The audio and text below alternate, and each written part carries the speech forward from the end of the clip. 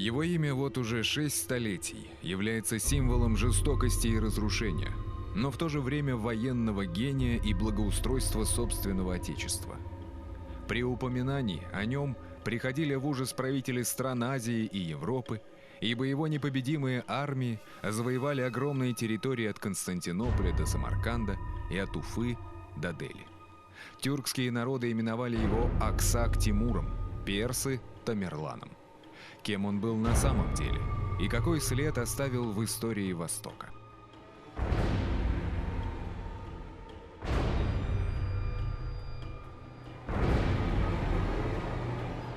В XIV веке Срединная Азия, едва залечившая раны после Чингизова погрома, вновь оказалась перед лицом вселенской катастрофы.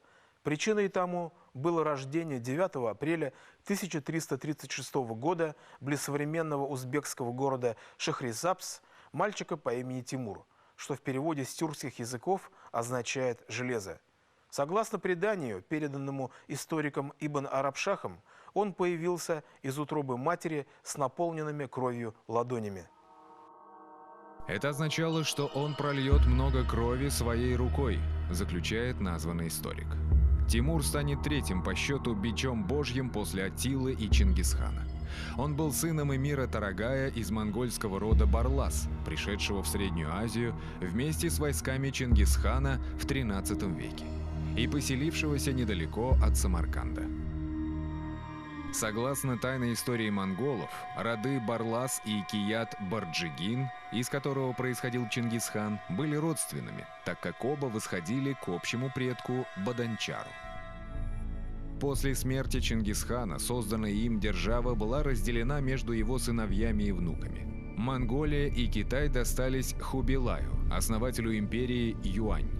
Золотую Орду возглавил Батый. Иран достался третьему внуку Чингисхана Хулагу, а Средняя Азия – его сыну Чагатаю. Восточная часть Чагатайского улуса, который назывался Мугулистан, и традиционно это население называли монголами, вели исключительно кочевой образ, соблюдая ясу Чингисхана, никогда не строить городов, не возводить стен. И, в общем-то, относились они крайне, скажем, неблагожелательно к западной части улуса Чагатая, то есть, собственно, Мавераннахру, где как раз-таки процветала городская культура, связанная с земледелием, поливным земледелием, мощные ремесленные торговые центры, которые абсолютно также презирали вот эту степную кочевую часть улуса, называли их джете, то есть разбойники. В свою очередь монголы называли жителей городов караунасами, то есть метисами-полукровками. В середине XIV века улус Чагатая распадается на две части – Моголистан и Мавераннахр, где власть переходит в руки отдельных беков и эмиров. Мавераннахр в переводе с арабского языка означает «то, что находится за рекой».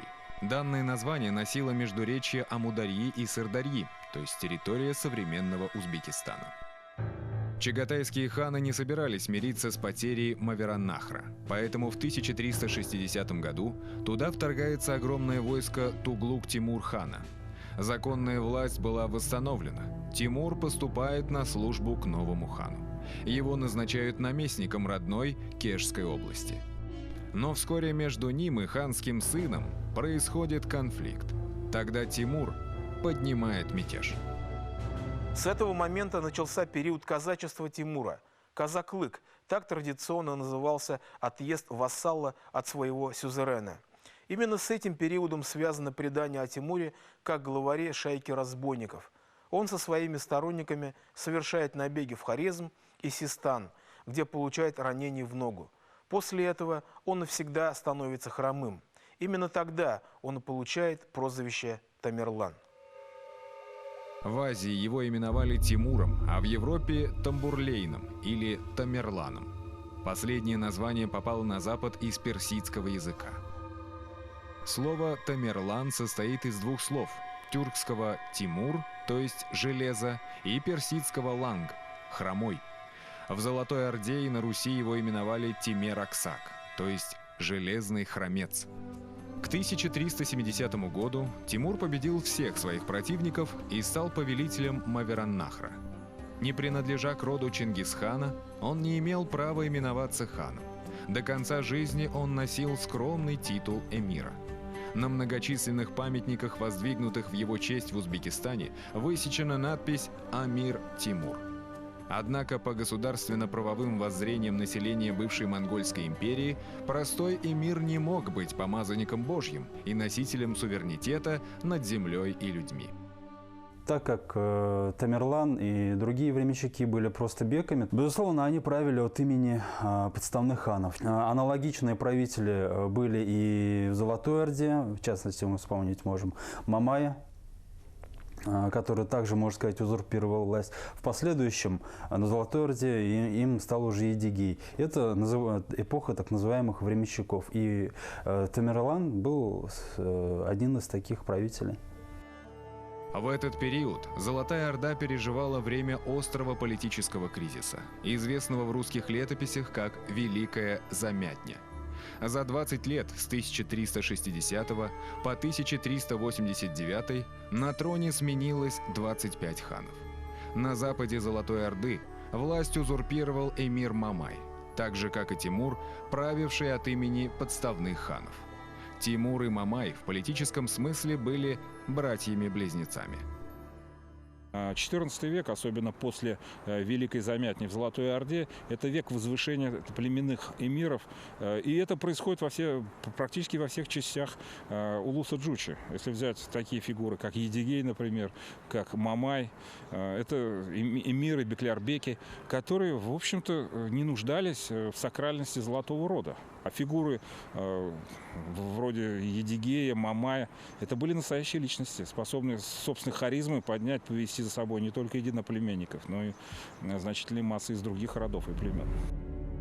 Но вот появился сильный лидер Урус-хан, решивший объединить воедино Батыево царство и уничтожить обоих узурпаторов, и Мамая, и Тимура. Последний лишь ждал повода, чтобы расправиться с энергичным ханом. Далеко не все принцы крови поддерживали централизаторскую политику Урус-хана. Например, правитель Мангышлака Туй-Хаджа Аглан открыто выступил против него, за что был немедленно казнен. Сын казненного Тохтамыш бежал ко двору Тимура. Искомый повод для вмешательства во внутренние дела Золотой Орды был найден. Теперь под предлогом отстаивания законных прав беглого царевича на трон Тимур мог в любой момент вторгнуться в соседнее государство. Тимур в порыве праведного гнева за унижение своего подопечного выступает против Урус-хана лично, а затем возводит Тохтамыша на престол Золотой Орды. Тохтамыш – потомок Тукай-Тимура, внука Чингисхана, хан Золотой Орды с 1380 по 1395 год. В 1376 году Тохтамыш был возведен на трон Золотой Орды при помощи Тимура. И Тимур даже рассчитывал о том, что Тохтамыш станет его, можно сказать, марионеткой. Но случилось совершенно обратное. Тохтамыш сумел объединить вновь государство Золотая Орда, вернул все уже, можно сказать, отделившиеся земли и наладил внутреннюю политику. В короткие сроки Тохтамыш восстанавливает единство Золотой Орды. Первым делом он разбивает Мамая, после его позорного поражения на Куликовском поле, а потом показывает свою силу русским князьям, чтобы они не слишком возносились в своем мнении о себе после победы над узурпатором. В 1382 году Тохтамыш вторгается на территорию Руси. Князь Дмитрий Донской, недавний герой, спасается бегством, бросив Москву на произвол судьбы. Москва, Переяславль, Серпухов, Владимир, Можайск, Звенигород и другие города подвергаются сожжению. Результаты Куликовской битвы рассеиваются как дым, и Русь еще на 100 долгих лет попадает под власть Орды. В этот период времени Тохтамыш старается не проявлять строптивости и выражает полную покорность своему патрону Тимуру. Но это было только видимостью. Никто не знает, каково было Тохтамышу, потомку славного Чингисхана, подчиняться какому-то эмиру. В то время как Тохтамыш воевал с Мамаем и Русью, Тамерлан покорял восточные провинции Ирана. Вернувшись с большой добычей в Самарканд, он вдруг получает весть, что золотоордынский хан, пройдя вдоль западного берега Каспийского моря, вторгся в Азербайджан и взял его столицу Тебриз – огромный и богатый город. Иранская часть, в общем, Монгольской империи, она к этому периоду уже, в общем, находилась в состоянии полной раздробленности. Формально это была территория войны с точки зрения Яссы. И в этом отношении Тохтамыш имел все права на то, чтобы восстановить власть потомкам Чингисхана на данной территории. В свою очередь, Тамерлан рассматривал эти территории как стратегически важные с точки зрения безопасности западной части своих владений. Азербайджан стал точкой как раз преткновения интересов двух, по сути дела, великих держав на тот момент. Это был прямой вызов Тамерлану. Железный хромец, подобно тигру, бросился в Иран, который считал зоной собственных интересов, и захватил Исфахан. Исфахан был культурным центром, можно сказать, сердцем Ирана. Недаром же персы именовали его Несф и Джахан, то есть половины мира. Именно здесь разыгралась первая кровавая драма, устроенная Тамерланом. Он завоевывал страну за страной, но стоило ему только покинуть вновь обретенную территорию, как там начинались мятежи.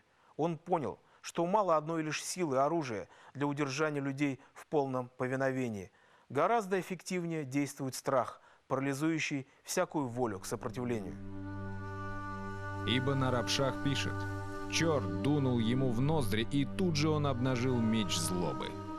Тамерлан устроил страшную бойню, во время которой погибло 70 тысяч человек. Головы убитых были сложены в 28 пирамид по 1500 в каждой. Это была акция устрашения, после которой ни один иранский город более не осмелился сопротивляться жестокому эмиру. Зверства со стороны Тамерлана, конечно, были, и они имели свою причину, поскольку мы знаем, Тимур основывал свою империю между несколькими мировыми державами. Это Золотая Орда, Османская империя, государство мамлюков. Это были чистые акты устрашения. Когда небольшая группа оккупантов, сравнительно небольшая, вторгалась в территории плотно заселенной, и где, в общем-то, восстание местного населения могло, в общем-то, быть серьезной причиной, которой следовало опасаться. В 1387 году, когда Тимур еще находился в Иране, Тохтамыш обогнул Каспийское море с севера, произвел нападение на Мавераннахр, осадил Самарканд и Бухару. Так как злая судьба привела Тохтамыш-хана к тому, что он, забыв все милости и попечения Тимура, отважился на неблагодарность, то он собрал со всего улуса Джучи, доставшегося ему благодаря помощи и содействию Тимура, огромное войско из русских, черкесов, булгар, кипчаков, аланов, жителей Крыма с Кафой и Азаком, башкурдов и Макши. Шараф ад-Дин Езди, 15 век. Не сумев взять столицу Тимура, Тохтамыш удаляется прочь, а взбешенный Тамерлан жестоко и беспощадно расправляется с Хорезмом, древнейшей культурной областью Средней Азии, которая в его отсутствие объявила о своей независимости. После нападения Тохтамыша на Мавераннахр Тимуру становится очевидным, что мир не вмещает их двоих одновременно. Кто-то должен погибнуть. Он стал готовить поход против Золотой Орды. Тохтамыш легкомысленно думал, что бескрайние просторы его государства станут непроходимой преградой для армии Тамерлана, привыкшей воевать в южных странах. Но он глубоко заблуждался. 1391 год стал переломным в истории Евразии. Он был пиком могущества тюркских народов. Средняя Азия, Иран и Северная Индия были в руках у Тимура. Золотой Ордой, простиравшейся от Крыма до Сибири, правил Тохтамыш. Малая Азия и Балканы находились под властью молодой Османской империи в лице султана Баязида Молниеносного. Если говорить об Османской империи и Европе, то именно при Баязиде мы должны связывать османские завоевания. То есть это масштабные войны на территории Европы, османских турков, с болгарами, с греками, с сербами, другими народами Европы. И фактически, можно сказать, Баязид был на пороге того, чтобы фактически присоединить Европу политически и административно к Османской империи. Он одержал все свои победы, это 12 побед. Весной 1391 года армия Тимура двинулась на север. Дойдя до Сибири, она резко повернула на запад. Ни один полководец того времени не считал возможным провести 200-тысячную армию через степи Казахстана. Но, по сути дела, считал самоубийственным действием, потому что, как известно, степные войны предполагали наличие крупных запасов продовольствия. А ведь Тимур шел с армией, которая практически не имела продовольственных запасов, кормилась подножным кормом. Допустим, для 10-тысячной армии это нормально, но когда по степи двигается 200 тысяч человек и живет только за счет степной охоты, это представить сложно. И не случайно Тохтамыш обратил внимание на приближение армии Тимура только после того, как Тимур перешел Яик, то есть находился в непосредственной близости от основной части его войск. Пройдя огнем по кирским землям, железный хромец на берегах Кундурчи, что течет в нынешней Самарской области, встретился с армией Тохтамыша и в жестоком сражении разбил ее. Уничтожив все живое вокруг, Тамерлан ушел домой. Вот здесь бы Тохтамышу и прекратить враждебные действия против Тимура. Но воинственный хан не унимался. Он собрал новую армию и вновь двинулся в Азербайджан. Тимур отправляет хану ультиматум. «Во имя Аллаха Всемогущего, спрашиваю тебя, с каким намерением ты, хан Кипчакский, управляемый демоном гордости, вновь взялся за оружие? Разве ты забыл последнюю войну, когда рука моя обратила в прах твои силы, богатство и власть? Образумся, неблагодарный. Вспомни, сколь многим ты мне обязан, но есть еще время, ты можешь уйти от возмездия. Хочешь ли ты мира? Хочешь ли войны? Избирай». Тохтамыш избрал войну. В 1395 году, недалеко от Терека, два титана Тимур и Тохтамыш вновь скрестили оружие. После двухдневного сражения племенное ополчение хана дрогнуло под ударами профессиональной армии эмира. Тохтамыш в очередной раз был разбит. На этот раз железный хромец решил не ограничиваться сражением.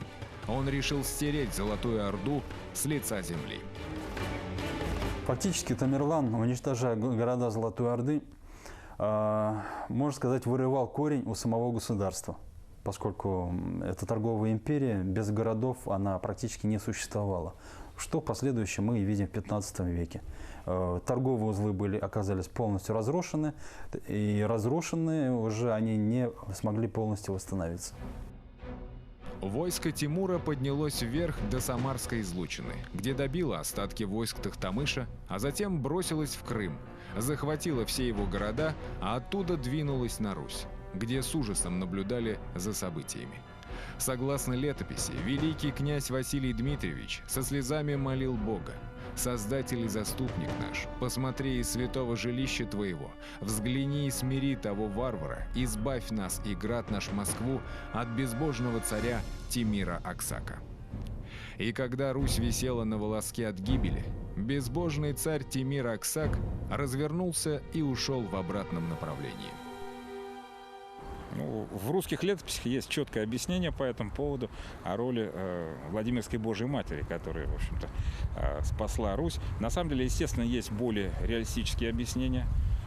Вот как об этом, в частности, писал Бартольд в своем исследовании, посвященном Тимуру. Он отмечает, что идти на север было самоубийственно для ослабленной походами армии Тимура, потому что за спиной оставались еще непокоренные черкесы, оставался практически нетронутый Крым, который был серьезной угрозой для позиции Тимура. И просто армия была отягощена той добычей, которую сумела награбить в богатейших городах Среднего Поволжья. Необходимости разорять, скажем, не очень богатые города Руси на тот момент, остановиться вот на Ельце, отчасти это было рациональным решением. Тамерлан подвергает тотальному разгрому все золотоордынские города, понимая, что именно они являются источниками экономического благосостояния государства. Так была разрушена столица Орды, город Сарай, Хаджи-Тархан, то есть Астрахань, Укек, Булгар, Азов, Кафа, Салхат, Маджар и, по всей вероятности, город Башкорт, стоявший на месте современной Уфы. Как утверждают археологи, именно в 15 веке на городище Уфа-2 замирает городская жизнь. Только когда вся страна стала похожей на огромную руину, Тамерлан вернулся во Освояси, чтобы продолжить свои завоевания.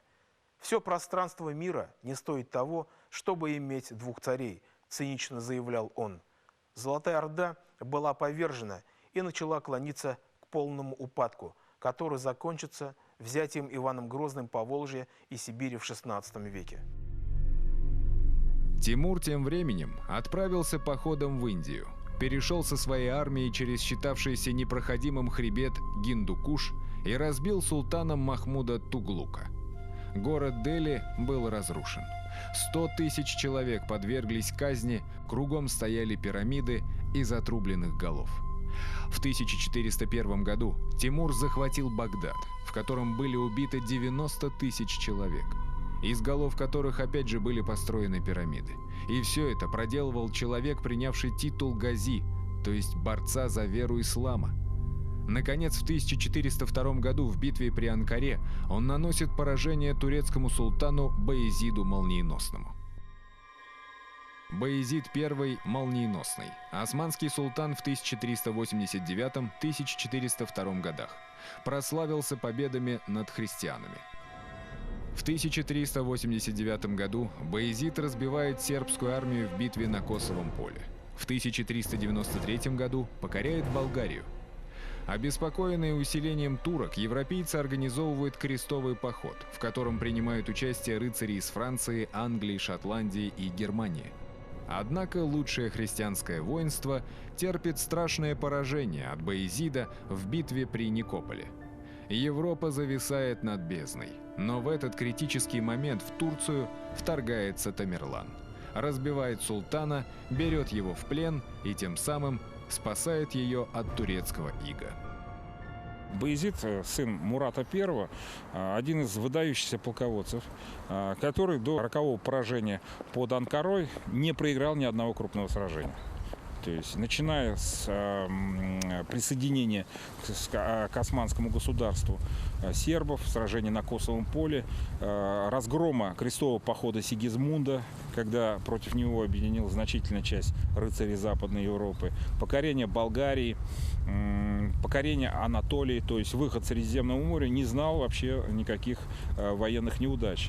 Проблема заключалась в том, что Баязид, во-первых, явно недооценивал значение Тимура.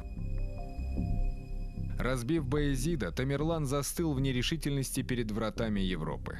Христианские монархи слали ему льстивые послания, пытаясь купить его расположение. Но он и не думал идти на запад, так как его влекли несметные богатства Востока. В 1405 году Тамерлан принимает свой последний поход, на этот раз в Китай. Однако еще в среднеазиатском городе Атрари его застигает смерть. Видимо, судьба смилостивилась над Поднебесной. В противном случае и ей было не избежать гнева бича Божьего. Американский поэт Эдгар По писал: «Что было славой дней былых, он разметал подобно грому. Ему подножьем сотни стран, ступени к трону мировому. И кто на троне? Тамерлан. Все царства трепетны и немы. Ждут, когда их сломит великан, разбойник в блеске диадемы». Наследство, оставленное Тимуром, не было долговечным. Его держава ненадолго пережила его. Итогом деятельности Железного Храмца стало разрушение всего исламского мира, начало его культурного и технического отставания.